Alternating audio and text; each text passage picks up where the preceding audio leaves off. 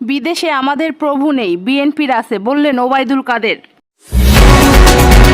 সড়ক পরিবহন ও সেতুমন্ত্রী ওবায়দুল কাদের বলেছেন, বিদেশে আমাদের প্রভু নেই, বন্ধু আছে, কিন্তু বিএনপির প্রভু আছে।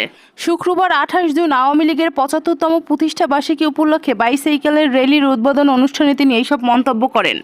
ওবায়দুল কাদের বলেন, ভারত আমাদের 71-এর পরিপ্রেক্ষিত বন্ধু। বঙ্গবন্ধু কন্যা যা করেন বাংলাদেশের স্বার্থে করেন। স্বার্থ বিকিয়ে দিয়ে বঙ্গবন্ধুর কন্যা কোনো বন্ধুত্বে আবদ্ধ হন না। পিতার হাতে স্বাধীনতা, কন্যার হাতে মুক্তি। আওয়ামী লীগের সাধারণ সম্পাদক বলেন, যারা প্রতিদিনই ভারত বিরোধিতার নামে আন্দোলনের ইস্যু খোঁজার চেষ্টা করে তারা আবারও ভুল পথে হাঁটছে। তিনি আরও বলেন, আওয়ামী লীগের কোনো পাল্টাপাল্টি কর্মসূচি দিচ্ছে না। আওয়ামী লীগের বছরব্যাপী কর্মসূচি আগেই ঘোষণা করা আছে। কেন্দ্রের পর মহানগর এবং আওয়ামী লীগের সকল সহযোগী সংগঠন প্রতিষ্ঠা বার্ষিকী উপলক্ষে অনুষ্ঠানমালার আয়োজন করবে। আজ সকাল 7:30টায় মানিক মিয়া এভিনিউতে জাতীয় সংসদ ভবনের দক্ষিণ প্লাজার সামনে বাইসাইকেলের র্যালি কর্মসূচি শুরু হয়। এই র্যালি মানিক মিয়া এভিনিউ থেকে শুরু করে ধানমন্ডির 32-এ গিয়ে শেষ হবে।